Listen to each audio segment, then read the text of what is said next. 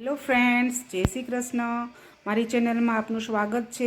આજે આપણે restaurant style butter paneer મસાલા બનાવીશું। તો ચાલો મિત્રો રેસીપી સ્ટાર્ટ કરીએ।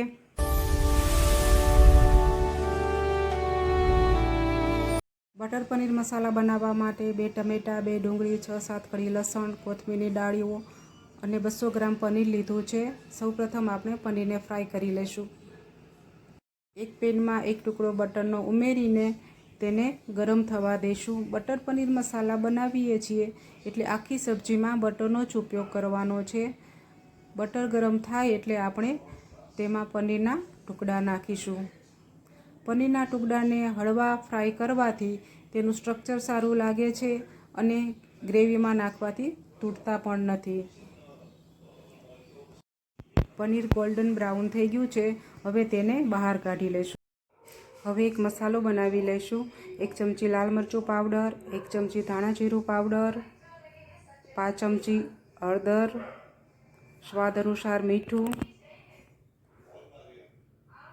અને અડધી ચમચી ગરમ મસાલો નાખીને તેની પેસ્ટ બનાવી લેવાની છે। થોડું પાણી એડ કરીશું। હવે તેને મિક્સ કરી લેશું। આ જ પેનમાં થોડું બટર નાખીને ગરમ કરી લીધું છે। હવે તેમાં સમારેલી ડુંગળી, ટમેટાં, લસણ અને કોથમીરની ડાળી નાખીને થોડું હલાવી લેવાનું છે। હવે એક તમાલપત્ર, 1 ટુકડો તજનો, 2-3 મરી, 2-3 બાદિયા અને 1 ચમચી કાશ્મીર લાલ મરચું ઉમેરીને આ સામગ્રીને 4 થી 5 મિનિટ માટે મધ્યમ તાપે સાતળી લેવાની છે। આ સામગ્રીને હળવી એવી સાતળી લેવાથી તેમાં રહેલો કાચો સ્વાદ દૂર થાય છે અને ટેસ્ટ ખૂબ સરસ આવે છે। આ સામગ્રી પોચી થઈ ગઈ છે। હવે તેને નીચે ઉતારીને ઠંડી થવા દેશું, ત્યારબાદ તેની સ્મૂથ પેસ્ટ બનાવી લેશું। 1 ચમચી બટર ગરમ કરીને તેમાં 1 ચમચી ક્રશ કરેલું લસણ નાખીશું। લસણને હળવું એવું સાતળી લેવાનું છે। લસણને હળવું સાતળી લેશું। હવે તેમાં ગ્રેવી નાખીશું। ગ્રેવીને 2 થી 3 મિનિટ માટે સાતળી લેશું। સરસ રીતે સાતળી લેવાની છે।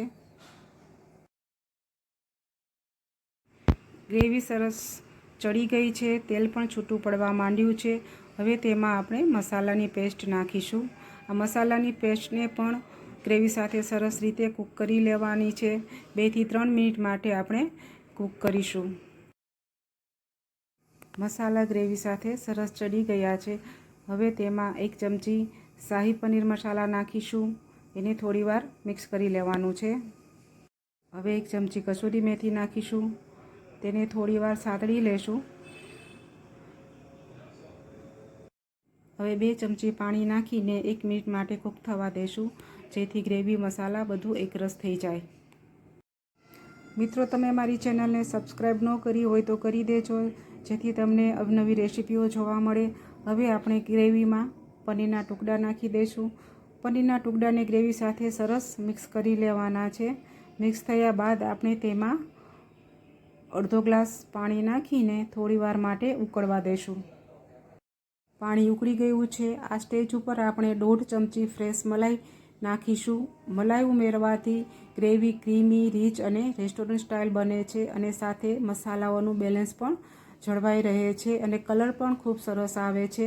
મલાઈને આપણે ગ્રેવી સાથે મિક્સ કરી લઈશું। 1-2 મિનિટ માટે કૂક થવા દઈશું। બટર પનીર મસાલા તૈયાર છે। મિત્રો, તમને મારી રેસીપી પસંદ આવી હોય તો મારી ચેનલને લાઇક, શેર અને સબસ્ક્રાઈબ